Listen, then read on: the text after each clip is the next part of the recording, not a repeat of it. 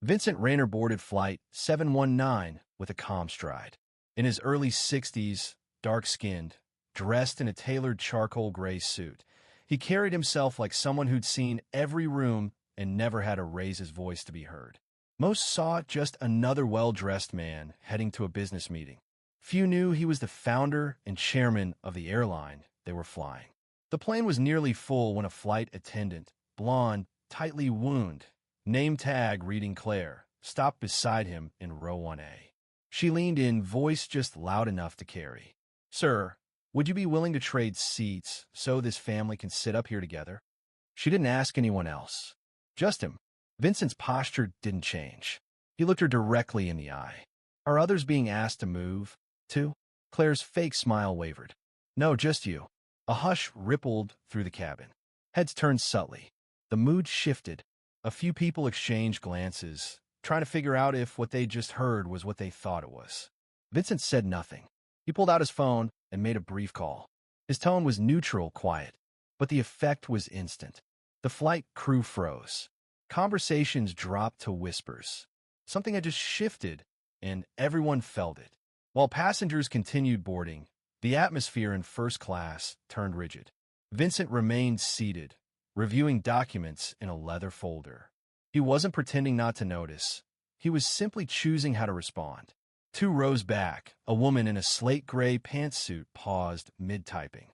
Her eyes flicked to Vincent, then to Claire. She wasn't sure what had happened, but she felt the static in the air.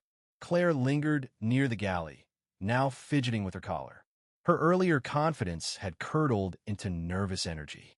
The family she tried to move forward, mom, dad, 2 kids, remained in the economy cabin. The mother held her children tightly and kept her eyes down. The co-pilot tapped the controls, unsettled. The crew outside the plane waited for a command that wasn't coming. A man across the aisle from Vincent leaned toward him. Trim beard, crisp shirt, gold wedding band, voice low. "You handled that better than most would." Vincent gave a single nod. Calm, collected. Decades of experience navigating executive floors had taught him the value of stillness, especially when people expected you to be reactive. Back at the galley, a second flight attendant, an older woman named Tasha, stepped over to Claire. "You all right?" she asked quietly. Claire forced a smile. "I thought I was helping them." Tasha gave a long look. "Helping who exactly?" Claire didn't answer. She stared at the floor as the silence in the cabin thickened. A child in row 3 asked, "Why aren't we moving?" His mother hushed him gently, her eyes flicking to the front. In the cockpit, the captain received a terse instruction from ground control. "Hold. Do not depart." He scanned the manifest and saw it. Rayner, Vincent A. He stiffened. That wasn't just any name. That name came with weight. Minutes later, the cabin supervisor adjusted his tie and approached row 1. "Mr. Rayner," he began cautiously, "I understand you prefer not to change seats. Is there anything we can do to correct this situation?" Vincent didn't raise his voice. "I paid for this seat. I intend to keep it." The supervisor tried again. "We were just trying to—" "I'm not here to negotiate seating," Vincent said. "I'm here because I belong here." People were listening now. Whispers began flowing from row to row. The story was already unfolding in real time. 2 men in black suits appeared at the jet bridge. They didn't flash badges, didn't explain who they were. They didn't need to. The taller one greeted Vincent with a respectful nod. "Sir, we got your call. We'll make sure your flight continues without further interference." The second man turned to Claire and the supervisor. "Step outside with us, please." They left the aircraft in silence, faces flushed. Inside, a new attendant stepped up, Tasha, now taking charge. She offered Vincent a bottle of spring water and a real smile. "We appreciate your patience, Mr. Rayner." He gave a slight nod. The tension hadn't left, but the balance of power had shifted. As the plane prepared for takeoff, people in the front rows murmured their support. An elderly man leaned over.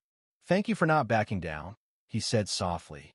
Claire, meanwhile, sat in a narrow airport office, silent beside the supervisor. Across from them, a company investigator and HR rep waited. The decision was swift: suspension, pending investigation. ID badges were removed. Their careers, built on habit and assumption, unraveled in real time. Back in the cockpit, the captain addressed the passengers. "Thank you for your patience, folks. We'll be taking off shortly." The words were simple, but the weight behind them was new. This wasn't just a delay. It was a reckoning. Mid-flight, a father looked at his son in row 5. That man didn't raise his voice once, he said, but he stood firm. "Was he scared?" the boy asked. The father shook his head. "No. Sometimes the right thing is just staying right where you are." The plane flew steady. The cabin calmed. Even the kids spoke in hushed voices, sensing the change. As the plane neared its destination, Vincent looked out the window. The clouds broke, casting soft light over the wings. He smiled for the first time since boarding. This wasn't about a seat. It was about not having to explain your right to it. When the wheels hit the tarmac, passengers didn't rush to stand. They waited, watching. Vincent rose slowly, gathered his things, and made his way to the door. Tasha met him again. "Mr. Rayner," she said, "thank you for showing us what grace really looks like." He nodded. "Thank you for seeing me." In the terminal, news of the incident had already spread. Screens lit up. Posts were being shared. Videos, captions, comments. Hours later, in a glass-walled office downtown, a final decision came down. Claire and her supervisor dismissed. Company-wide reforms announced. New training. New leadership standards. That night, Vincent sat at home, reviewing proposals. Not for revenge, but for progress. What started in silence now echoed across an industry. On social media, someone wrote, "He didn't have to raise his voice. He just didn't move." Vincent had reminded the world of something simple but powerful. Respect isn't optional, and dignity doesn't need permission. In the days that followed, Vincent Rayner's silent stand on Flight 719 didn't fade, it spread. Across offices, terminals, and social feeds, his story kept showing up. Not because it was loud or dramatic, but because it struck a nerve. People didn't just remember what happened. They felt it. The injustice, the composure, the quiet refusal to step aside. Corporate leaders took notice. Internal emails turned into town halls. Training manuals were rewritten. Suddenly, conversations that were once avoided, bias, dignity, implicit power, were happening in break rooms and boardrooms. Not everyone welcomed the change, but no one could ignore it anymore. Vincent, for his part, didn't celebrate. He didn't need to.